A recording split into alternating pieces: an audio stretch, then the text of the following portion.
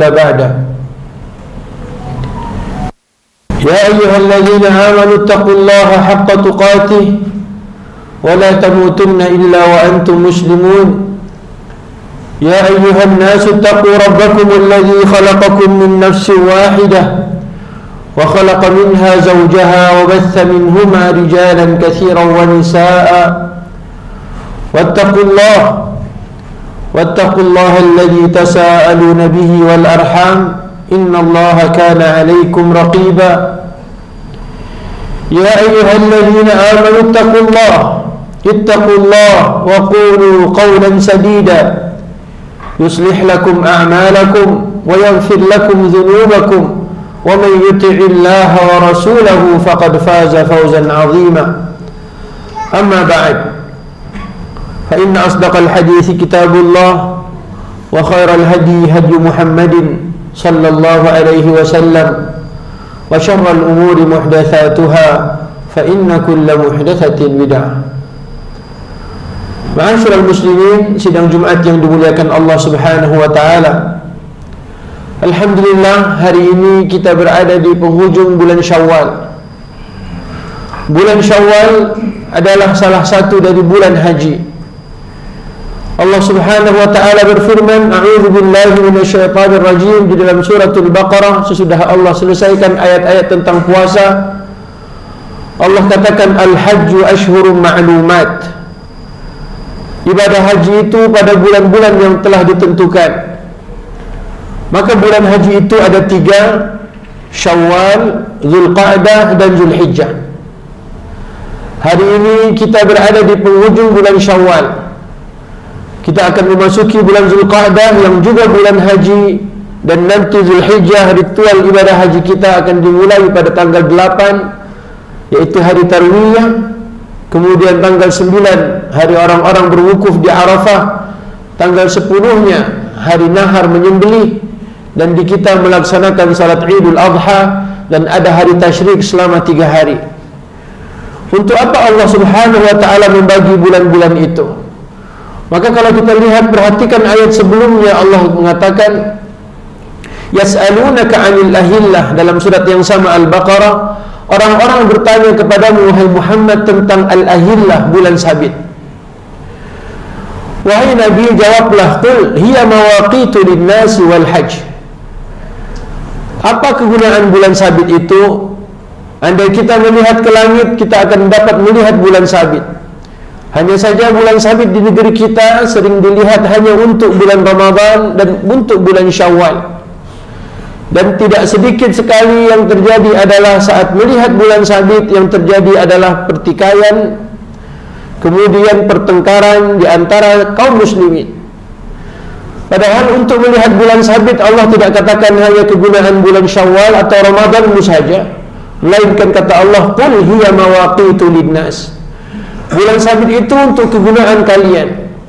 Makanya siapapun yang mengaku dirinya muslim, siapapun yang mengaku dirinya orang-orang yang beriman pada Allah, yang percaya pada Al-Quran, mulai hari ini kita harus membiasakan diri kita untuk bagaimana melihat dan menghitung bulan-bulan Hijriyah. Bukan tidak boleh kita menggunakan bulan-bulan Masehi ataupun bagaimana menghitung dengan matahari, tapi Al-Quran mengajarkan kita bagaimana kita, orang-orang yang percaya pada kitab Allah, Allah ajarkan tentang menggunakan bulan-bulan sabit itu. Untuk apa? Untuk kegunaan ibadah kita. Bagaimana kita akan berpuasa di tengah bulan? Tidak hanya menggunakan kalender yang ada, tapi dengan kita melihat ada purnama di langit.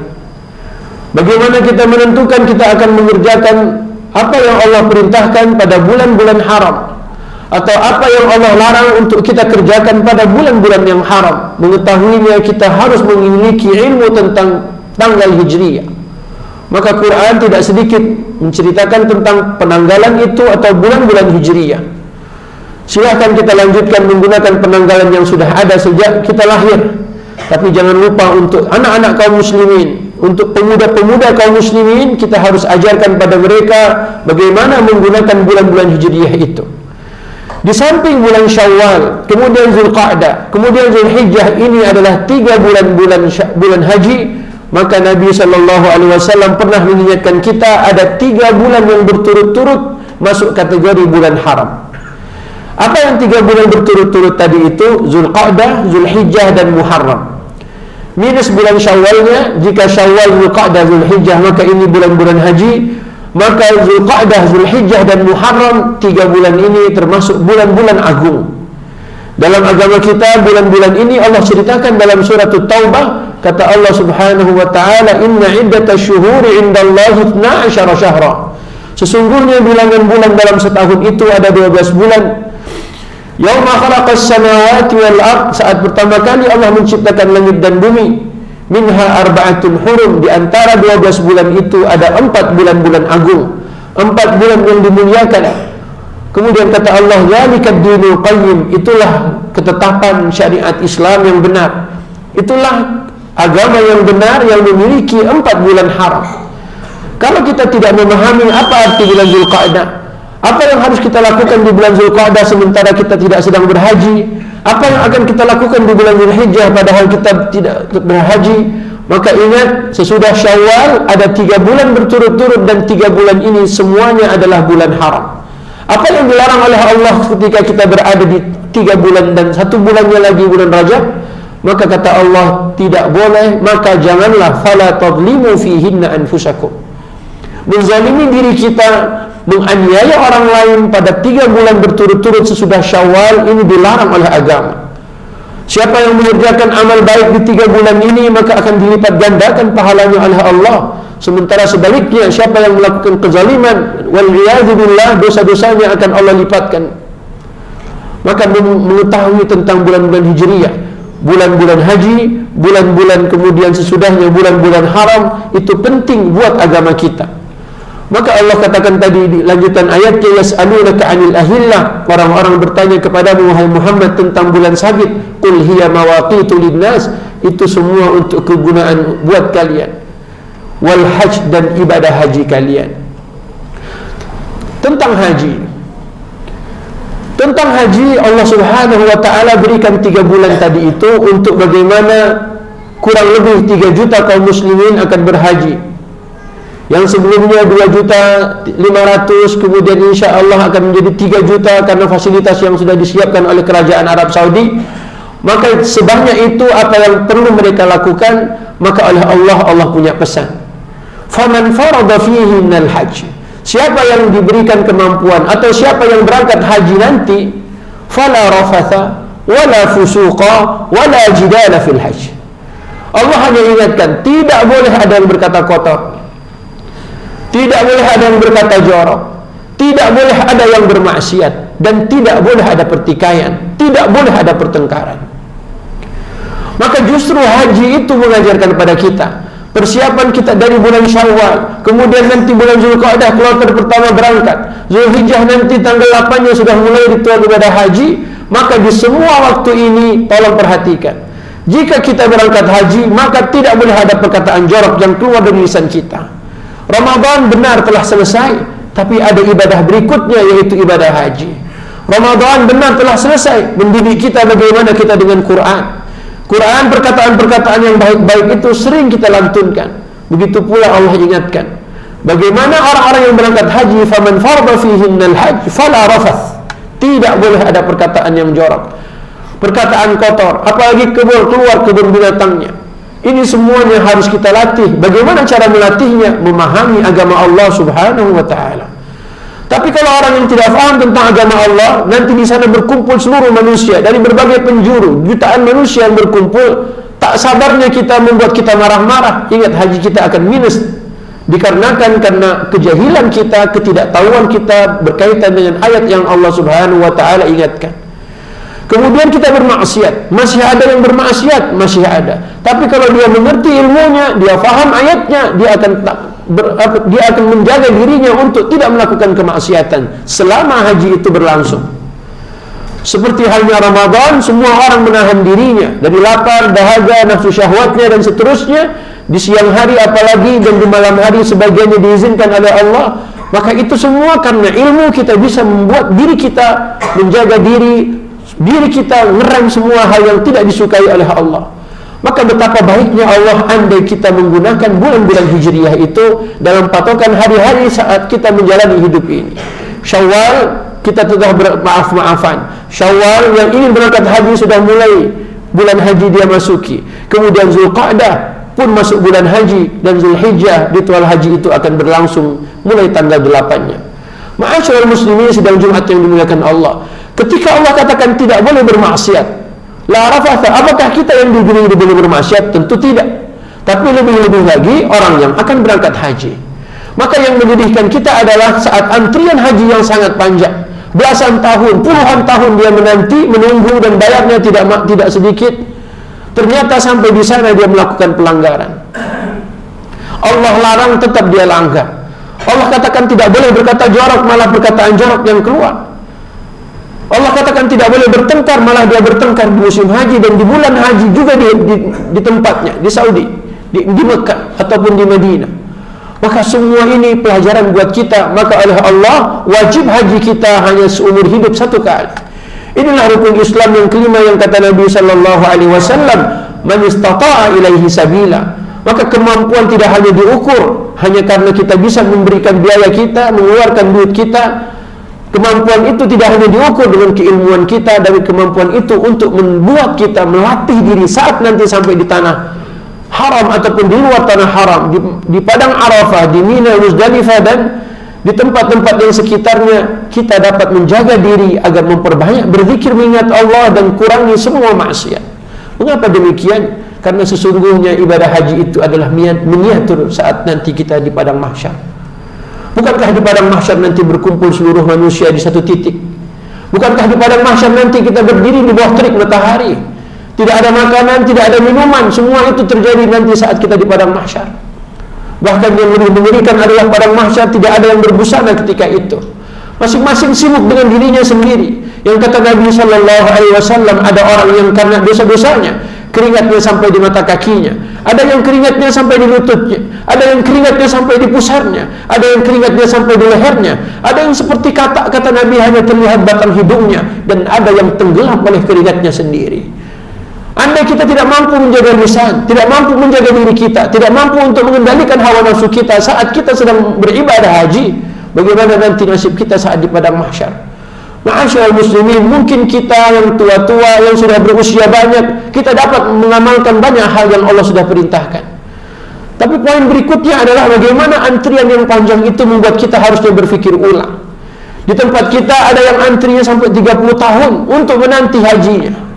Kalau anak-anak kita hari ini habis waktunya, dihabiskan dengan hari-harinya bermain game, kemudian dengan isi HP-nya, dengan pulsanya dan top up-nya, mungkin ada solusi yang bisa kita berikan, yaitu untuk mengajak anak-anak untuk menabung hari ini buat hajinya esok hari.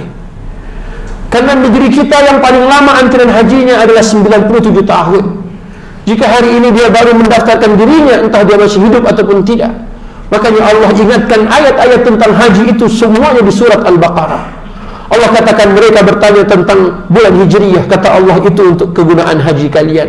Allah katakan haji kalian itu bulan-bulannya sudah ketahuan 3 bulan berturut-turut. Untuk apa peringatan itu semuanya di dalam surat Al-Baqarah? Dan Allah letakkan sesudah cerita tentang puasa Ramadan supaya kita diingatkan. Kalaupun kita tidak sempat membaca tafsirnya, bukankah kita telah membaca ayatnya kemarin Ramadan? Maka kata Allah, al-hajju ashhurun ma'lumat, faman farada fihinna al-hajja fala rafatha wala fusuqa wala jidala fil hajj. Tidak boleh kita bertengkar, tidak boleh berdebat kusir nanti ketika haji. Apa yang harus kita lakukan di sana? Yang harus kita fokuskan adalah berzikir mengingat Allah Subhanahu wa taala. Makanya nanti saat tanggal 9 Zulhijjah orang-orang berada di Arafah, sesudah salat zuhurnya kemudian ada khutbah Arafahnya, kita diberikan waktu 5-6 jam sampai matahari terbenam. Semua isinya adalah bagaimana kita memohon pada Allah. Dalam 1 tahun 365 hari itu, 1 hari saja Arafah itu Allah jadikan tempat yang berdoa di dalam yang mustajab. Hari-hari selain tanggal 9 Zulhijjah, Arafah adalah kota mati yang tidak ada keistimewaan apa-apa kecuali tanggal 9 itu sendiri. Makanya bagaimana, apa yang akan kita panjatkan selama 6 jam kita berada di Arafah nanti? Kalau kita tidak pandai berdoa, tidak mengerti baca Quran, akhirnya kita gunakan tempat itu untuk tidur, maka nampaknya merugilah kita. Antri yang panjang, ternyata 9 Zulhijjah kita isi dengan istirahat saja. Antrian yang panjang, bayaran yang tidak sedikit, ternyata kita isi 9 Zulhijjah kita hanya untuk ngobrol, bercerita, gosip tentang orang lain, maka merugilah kita. Maka peringatan Allah sejak dini, Allah ceritakan tentang bulannya, Allah ceritakan tentang kegunaannya, Allah ceritakan kiat-kiatnya, Allah ceritakan dan ingatkan agar jangan ada yang melakukan 3 hal tadi itu: berkata kotor, bermaksiat, dan bertengkar. Kemudian kata Allah Subhanahu wa taala, "Wa ma taf'alu min khairi ya'lamuhu Allah." Apapun kebaikan yang kalian kerjakan, Allah akan catat. Kebaikan apapun yang bisa kita lakukan nanti. Tapi kita waktu berhaji di beberapa tahun yang silam, mendengarkan kisah-kisah jemaah haji di sana sangat menyedihkan. Ada yang terlalu jauh jaraknya dari Masjidil Haram, hanya sempat melihat Ka'bah 3 kali dalam 40 hari mereka di sana. Kenapa? Minimnya ilmu. Mengapa? Salah memilih teman. Mengapa? Tempat yang jauh, dan banyak lagi faktor. 40 hari di sana, hanya 3 kali melihat Masjidil Haram. Saat dia datang untuk melaksanakan tawaf kudum, kemudian melaksanakan tawaf ifadah, kemudian yang ketiga tawaf wada. Sisanya habis waktunya hanya di kamarnya, di apartemennya, bersama rekan-rekannya, sibuk berbelanja, sibuk dengan kargonya, dan semuanya hanya untuk dunianya. Maka oleh Allah di ayat 204 Allah katakan, "Wa minan nas." Coba perhatikan ini, kata Allah, di antara manusia sesudah hajinya, "Mayyu'jibuka qawluhu fil hayatid dunya." Pulang haji, usai haji, pembicaraannya terkait dunia membuat engkau terpesona, wahai Muhammad.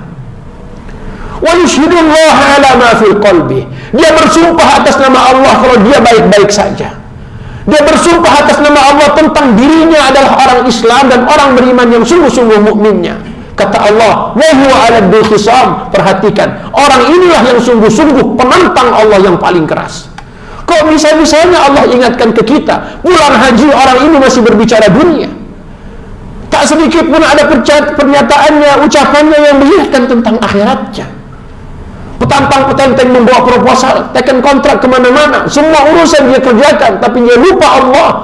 Padahal waktu di Arafah dia harus ingat Allah, di Masy'aril Haram Muzdalifah dia ingat Allah, di Mina dia mengingat Allah, pulang-pulangnya dunia seluruhnya, belum pulang pun sudah dunia. Maka kata Allah, "Wa huwa aladul khisam." Dialah penentang yang paling keras. Maka ibadah haji itu bukan ibadah yang asal kita bisa bayar berangkat, tidak. Andai kita perhatikan ayat sebelumnya, perkara menggundur rambut saat haji pun diatur oleh Allah Subhanahu wa taala.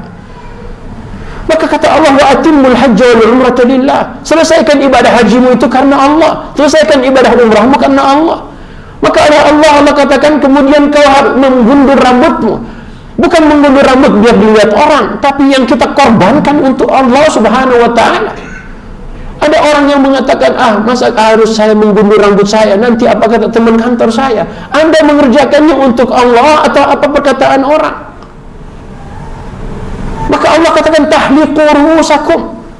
Kalian menggundur rambutmu. Ini perbuatan, inilah pentingnya ilmu.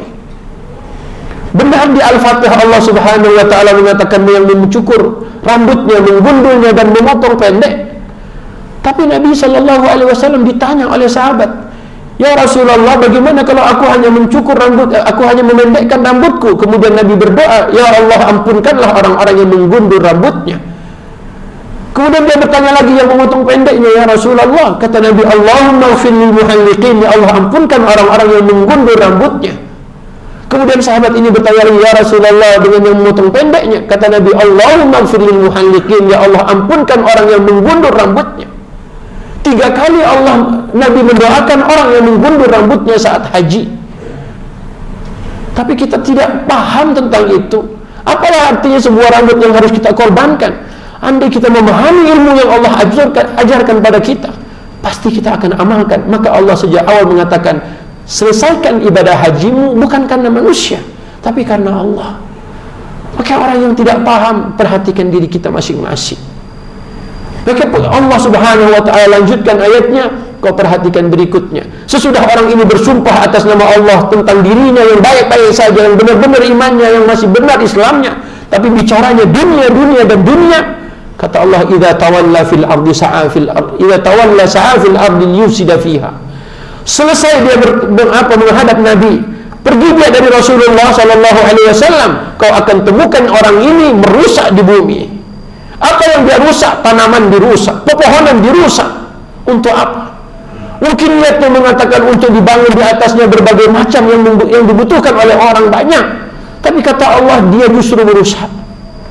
Bukan hanya itu, bukan hanya tanaman, bukan hanya tumbuhan, bukan hanya ladang dan sawah. Kata Allah, wan nasl, hewan-hewan ternak pun dirusaknya. Maka tidak sedikit yang membaca literatur, jurnal ataupun apa saat terjadi saat kemarin virus yang masuk negeri kita dan masih banyak negeri-negeri yang lain, kemudian ada permainan tentang antivirusnya dan seterusnya. Kata Allah, mereka merusak. Urusan habis haji, kita sudah berkopiah putih, kemudian dipanggil Pak Haji, tapi bicaranya, obrolannya itu loh. Makanya Allah tutup semua ayat-ayat haji itu dengan pembicaraan tadi. Dunianya kau lihat. Andai kita perhatikan, jika 200.000 jamaah haji itu semuanya berdoa pada Allah untuk yang baik buat negerinya, masakan negeri kita semakin hancur. Maka Allah tutup dunia ini yang bermasalah. Kalau mainnya, otaknya isinya dunia, hatinya dunia, yang keluar pasti dunia. Maka di ayat 200-nya Allah ingatkan kembali pada kita.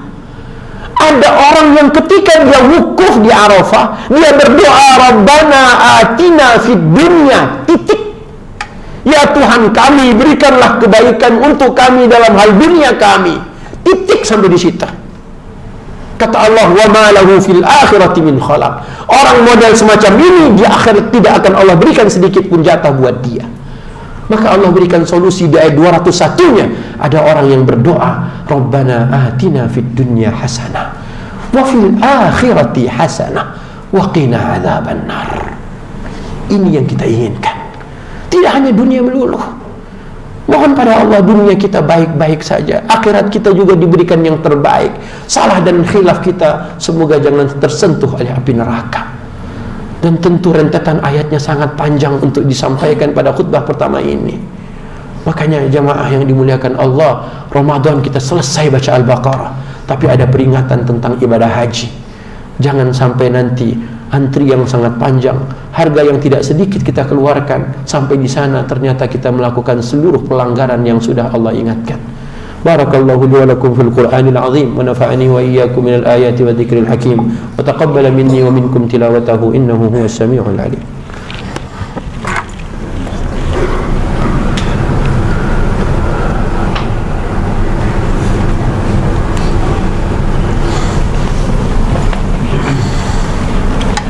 Alhamdulillah wa kafa wassalatu wassalamu ala nabiyyina al-mustafa wa ala alihi wa ashabihi wa man tabi'ahum wa wafa, amma ba'd. A'udzu billahi minasyaitonir rajim. Bismillahirrahmanirrahim. Wal 'asri innal insana lafi khusr illa alladhina amanu wa 'amilus salihati wa tawasaw bil haqqi wa tawasaw bis sabr.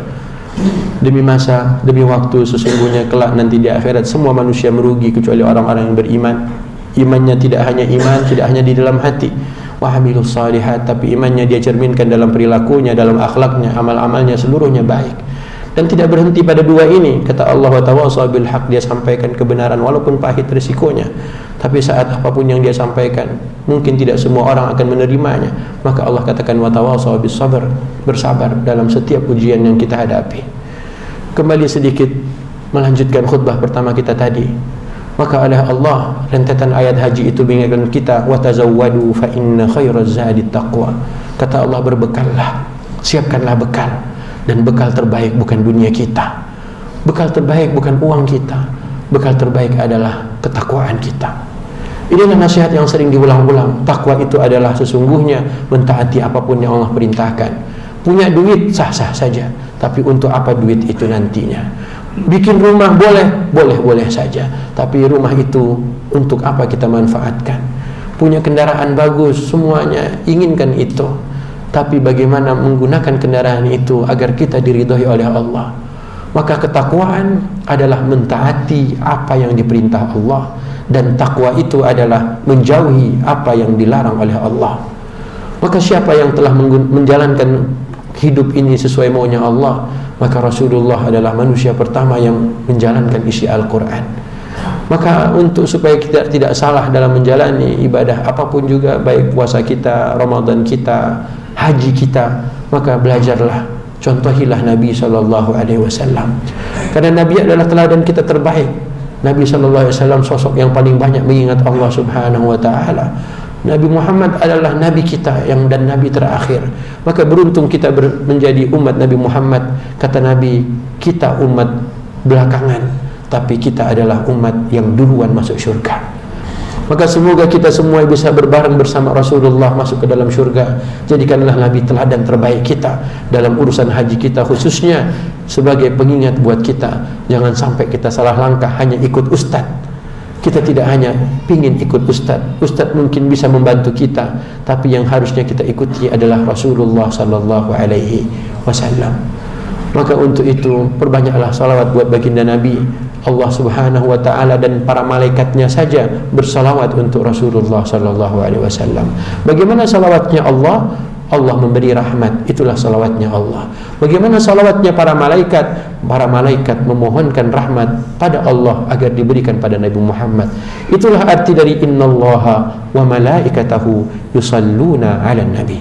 Kemudian ya ayyuhalladzina amanu, hai orang-orang yang beriman pada rukun iman yang 6, beriman pada Al-Quran, sallu alaihi, bersalawatlah kalian juga untuk baginda Nabi sallallahu alaihi wasallam, wa sallimu taslima. Allahumma salli ala Muhammad wa ala ali Muhammad kama sallaita ala Ibrahim wa ala ali Ibrahim innaka Hamidum Majid. Allahumma barik ala Muhammad wa ala ali Muhammad kama barakta ala Ibrahim wa ala ali Ibrahim innaka Hamidum Majid. Allahumma ighfir lil muslimina wal muslimat wal mu'minina wal mu'minat al ahya'i minhum wal amwat innaka sami'un qaribun mujibud da'awat. Ya Allah, ampunkanlah dosa-dosa kami. Ya Allah, ampunkanlah dosa-dosa kami, dosa-dosa orang tua kami yang telah meninggal dunia ataupun yang masih hidup. Ya Allah, ya Allah, jadikanlah kami orang-orang yang faham tentang syariat Al-Quran, syariat Islam. Ya Allah, jadikanlah kami orang-orang yang dapat mengamalkan ilmu Al-Quran. Ya Allah, agar di antara kami yang ingin berangkat haji agar memahami ilmu-ilmu hajinya. Ya Allah, ya Allah, agar kami yang masih antri untuk haji agar Engkau mudahkan perjalanan kami. Ya Allah, sampai kami bertemu dengan musim haji yang kami sudah Engkau janjikan. Ya Allah, agar orang-orang anak-anak kami yang belum daftar haji agar Engkau mudahkan mereka untuk menabung buat haji mereka. Ya Allah, ya Allah, siapapun di antara kami yang belum paham tentang haji agar mereka memahami ilmu-ilmunya agar tidak salah dan melanggar apa yang Engkau larang. Ya Allah, ya Allah, ampunkanlah dosa-dosa istri-istri kami, anak-anak perempuan kami. Ya Allah, ya Allah, mereka yang belum menutup auratnya agar mereka Engkau berikan petunjuk hidayah agar mereka menutup auratnya.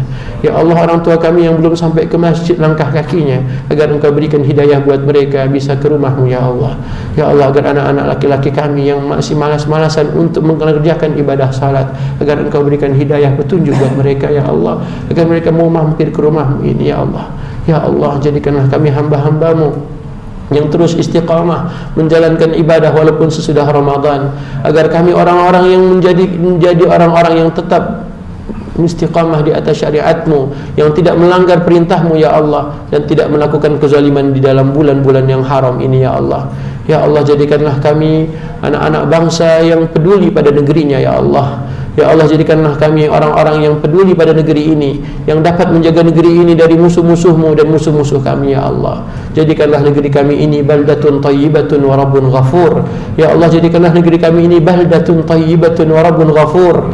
Ya Allah, jadikanlah para pemimpinnya orang-orang yang taat padamu. Ya Allah, yang taat pada Al-Quran, yang menjalankan isi Al-Quran, yang mau menjalankan syariat Engkau. Ya Allah, jadikanlah, limpahkanlah negeri kami ini keberkahan dari langit, bukakanlah keberkahan di bumi. Ya Allah, ya Allah, agar kami tenang dan bisa beribadah kepada Engkau, menyembah-Mu. Ya Allah, ya Allah, orang-orang tua kami yang lebih dahulu meninggalkan kami, jadikanlah kuburan mereka luas. Ya Allah, terangilah kuburan mereka, berikanlah ganti yang terbaik untuk yang mereka tinggalkan.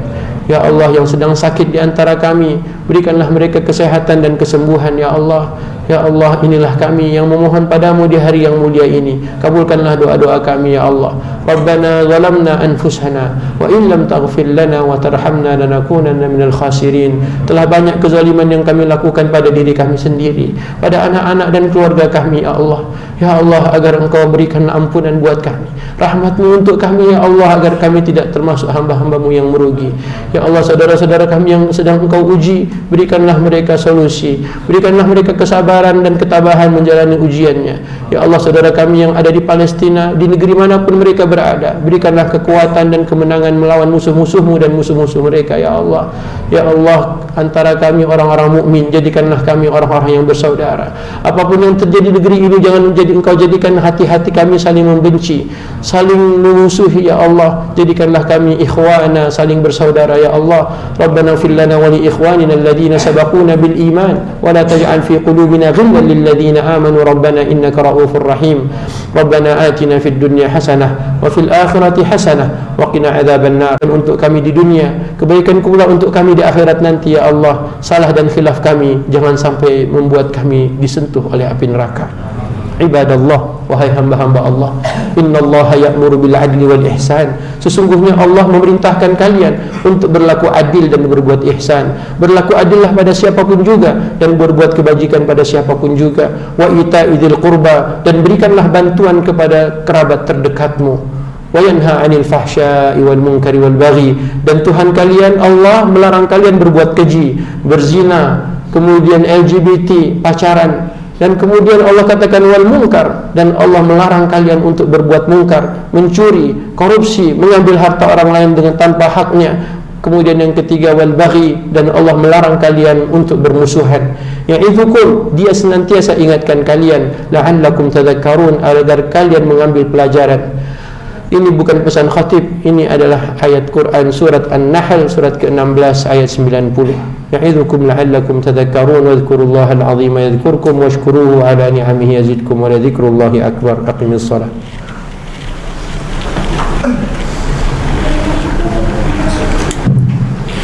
Allahu akbar, Allahu akbar, asyhadu an la ilaha illallah, asyhadu anna Muhammadar Rasulullah. Hayya 'alas salat, hayya 'alal falah, qad qamatis salat, qad qamatis salat. Allahu akbar, Allahu akbar, la ilaha